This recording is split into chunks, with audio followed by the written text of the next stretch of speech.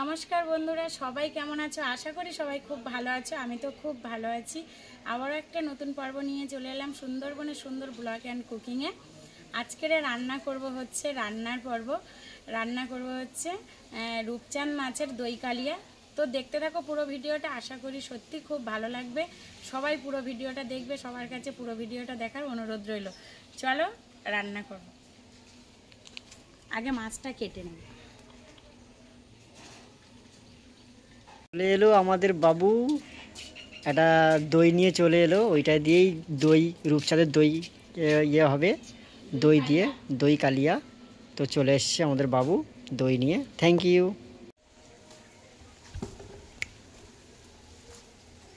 মাছটা কেটে নেব। তোমাদের দাদাভাই কিন্তু মাছ কেটে আনেনি। তো দেখো মাছটা কিন্তু ভালোই বড়। আমি জানি কেটে এনেছে, কিন্তু দেখলাম মাছটা কেটে আনেনি। খুব সুন্দর, গাটা শুকিয়ে গেছে বোধহয়। না, মাছটা কিন্তু বড়ও আছে, দেখো। তো মাছটা আমি কেটে নিই। বটিতে অনেকদিন কিছু কাটা হয় না, তো দাঁতটা নেমে গেছে। একটা বটি বানিয়ে আনতে হবে, জানো তো। হ্যাঁ, একটা বটি দরকার মাছটা কাটতে। তো আগে পাখনাগুলো কেটে নিই, তারপর ছাড়িয়ে নেব।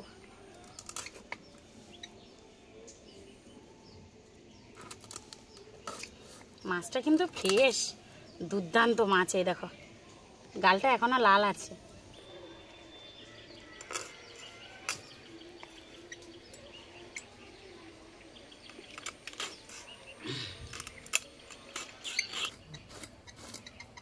আঁশ ছাড়াচ্ছে। এর আঁশগুলো না খুব ছোট ছোট হয়, মানে এগুলো দেখেছ, প্রচুর ছোট ছোট হয়। এত ছোট ছোট হয় না, কি বলবো। দেখো সুন্দরভাবে কিন্তু আমি মাছটা আঁচড়ে নিয়েছি। দেখো, এই পিঠও পরিষ্কার হয়েছে সুন্দর করে, আর এই পিঠও পরিষ্কার করে নিয়েছি। এবার আমি মাছটা পিস করব। আর একটু ভালো করে ছাড়ে, তাই না শোনা? প্রচুর ছোট ছোট আঁশ থাকে।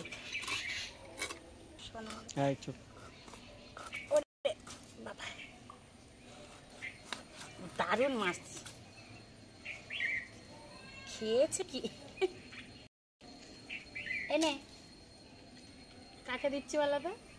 এনে খেতে পারবে না, ওখানটা মশারির উপরে পড়েছে। ও উপরে পড়েছে, কিন্তু ও তো এপারে আসতে পারেনি। এপারে এলেই খেতে পারবে। এই মাছটা না অনেকে খেতে চায় না, আমি কেন জানি না, কিন্তু এই মাছটার অনেক ধরনের রেসিপি হয়।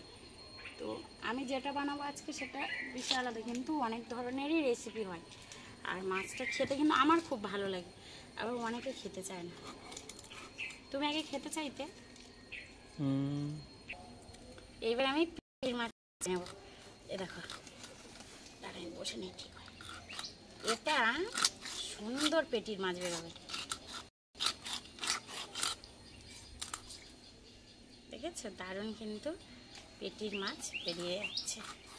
এই যে ওটা লেজা,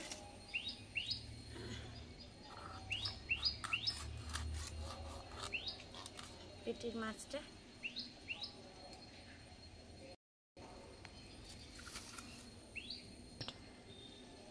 আবার তেলও হয়েছে গো। মাছের তেল হয়তো।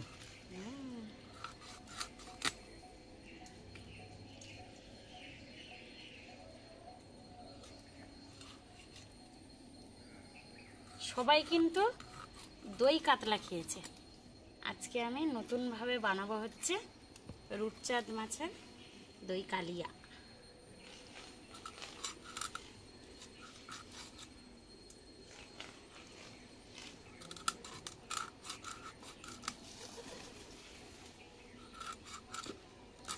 বটি বেগে চলে যাচ্ছে।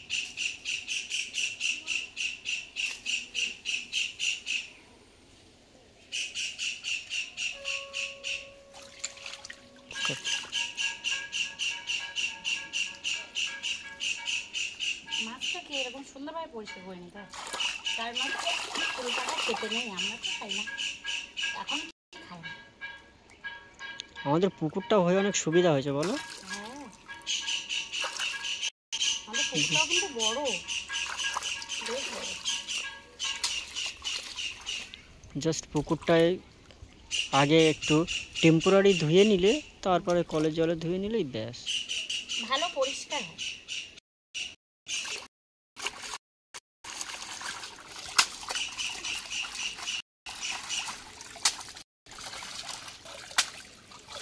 দেখেছো কত সুন্দর, দারুণ মাছ। আমি আগে কড়াইটা তুলে দিয়েছি, গ্যাসটা জ্বালিয়ে দিলাম। এবার কড়াইটা গরম হতে থাক। এবার আমি মাছটাকে নুন আর হলুদ দিয়ে মাখিয়ে নেব। বেশি লোক হলে বেশি হবে, আমার কম লোক, 2 জন লোক, তাই কম।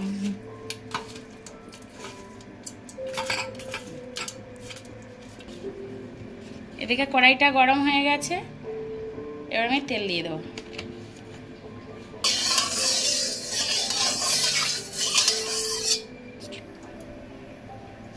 এবার আমি মাছগুলো ভেজে নেব, সব মাছগুলোই দিয়ে দিলাম।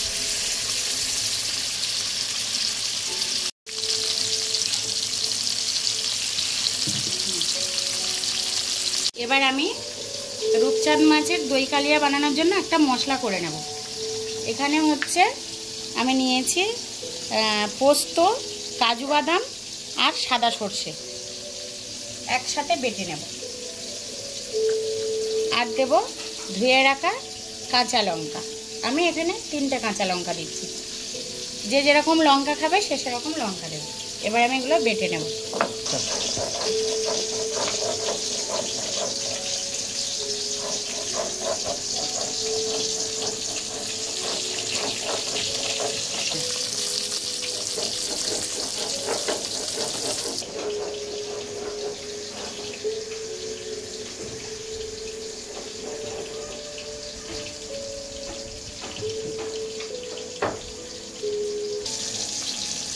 এখানে আমার মশলাটা করা হয়ে গেল।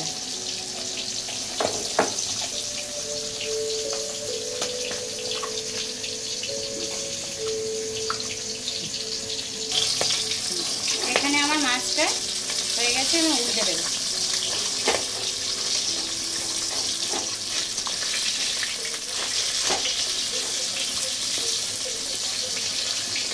হালকা ভাজতে হবে, বেশি ভাজার দরকার নেই।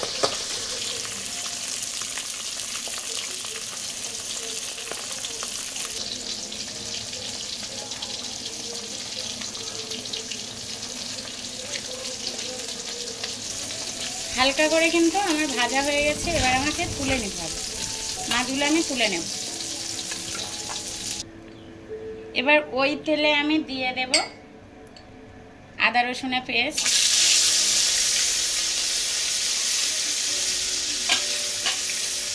বেটে রাখা মশলাটা দিয়ে দেব,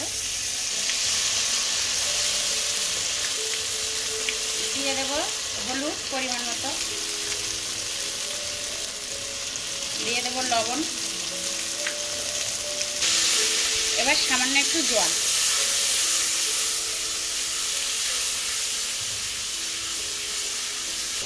তোমাদের দিদি ভাই তো ঘেমে টেমে একাকার, প্রচুর গরম পড়েছে।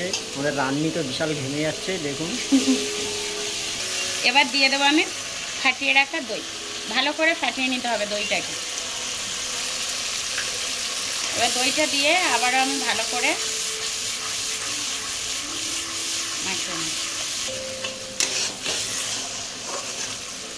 সুন্দর একটা গন্ধ বেরিয়েছে, খেতে আরো সুন্দর লাগে এটা।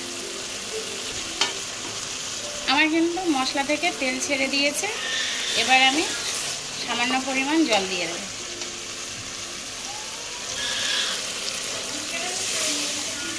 সামান্য পরিমাণ জল দিয়েছি। এবার ঝোলটা ফুটে গেলে আমি মাছগুলো দিয়ে দেব। ঝোলটা ভালো করে ফুটে গেছে, এবার আমি মাছটা দিয়ে দেব। রান্নাটা কিন্তু অল্প সময়ের মধ্যে হয়ে যায়।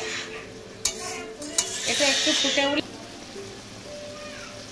ভালো করে হয়ে গেছে। এবার আমি কাঁচা লঙ্কা ছড়িয়ে নামিয়ে নেব।